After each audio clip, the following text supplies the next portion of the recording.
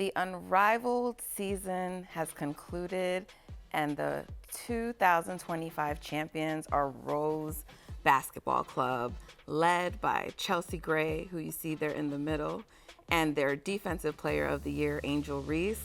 They are Unrivaled's inaugural season champions. And wow, I don't know if for most of the season, Callie Finn, joining me, thank you, that Rose BC was expected to be the last team standing. And I mean, they did turn their season around and they were looking incredible. And I think many were actually looking to see Rose BC play Unrivaled. I mean, play not Unrivaled, they are an Unrivaled, but play the Lunar Owls.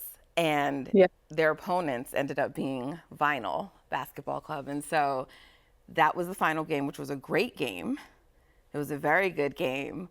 But I think many, because they had only lost one game all season, and that one game was to Rose, expected the final team to be the Lunar Owls, but instead it was Rose Basketball Club.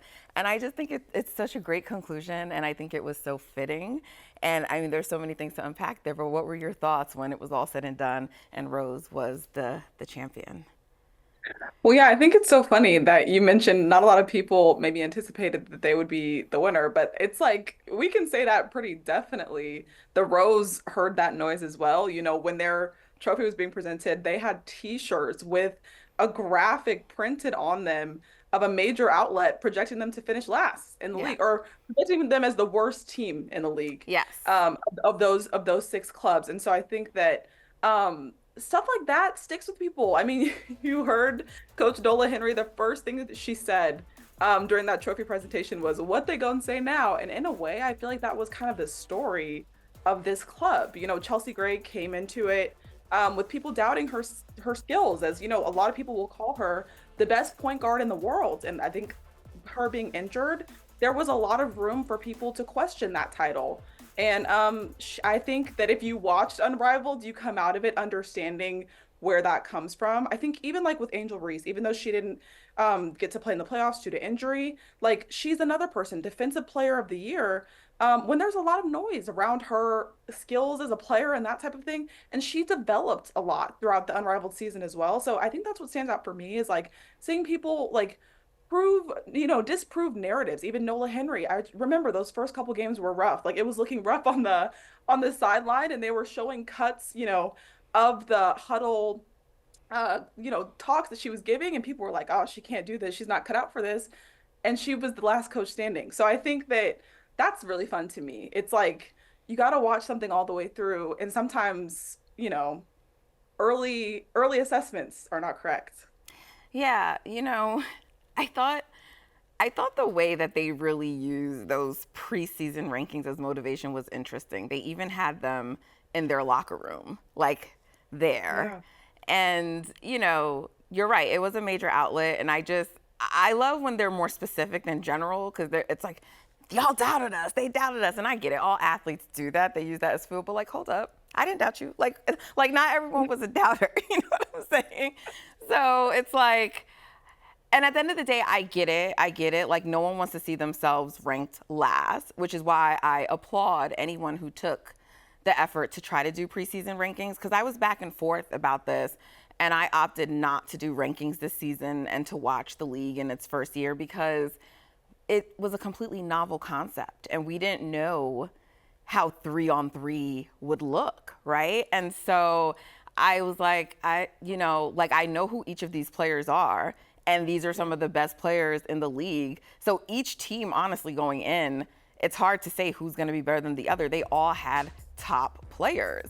But Rose is the one who won, and their celebration was so awesome, Callie. Like, it sort of reminded me of the Aces a little bit, especially, like, once you got to, like, the post-game presser. But, like, look at the joy and the elation here. And I love this because it shows you how much it meant to them. That's why I'm saying the whole thing with like keeping the rankings up and then seeing how they celebrated and how they talked in the post game.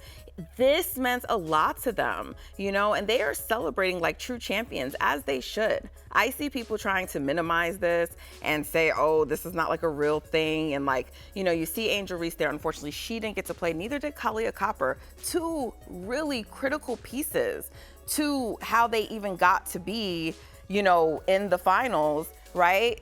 You already mentioned it. Angel Reese was the defensive player of the year. So even though she didn't get to play in those final two games, she was there supporting them in the semifinals with Kalia Copper, and she was tremendous. I mean, she also was second team all Unrivaled, right?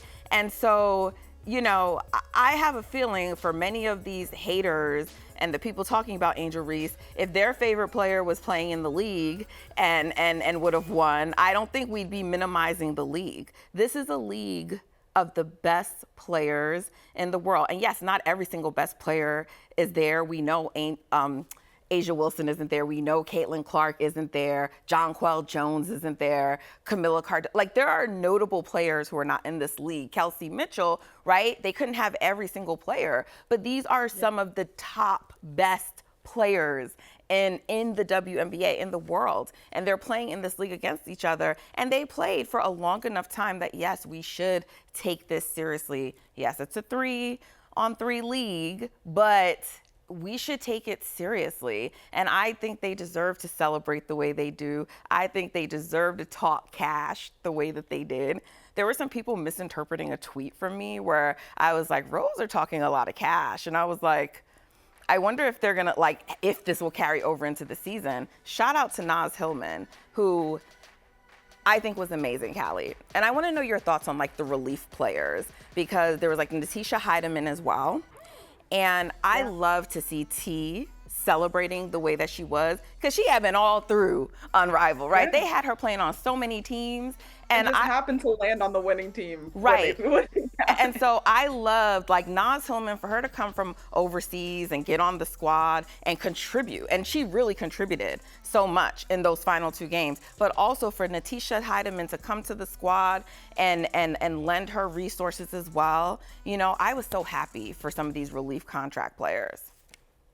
Yeah, I mean, to me, that's something that really stands out to me as something that you could almost credit to the success of the league overall. Like, being able to adapt and adjust in situations where, like, the players that you may have anticipated playing a large role in the league were injured. I mean, there were significant injuries throughout Unrivaled. I don't like need to list them all, but like there were a lot of players I think we expected to see more of, and then it just didn't pan out.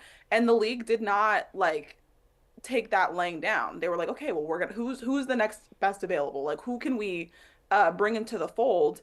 And that I think contributes to like the success of the product. Like you mentioned, Natisha Heidemann, like all that, like that's a good product for people at home. Like we're watching and we're like, okay, well, they're down somebody, but like this player is still making a huge impact. This is still interesting because at the end of the day, like this is a product that we need to be able to enjoy as viewers.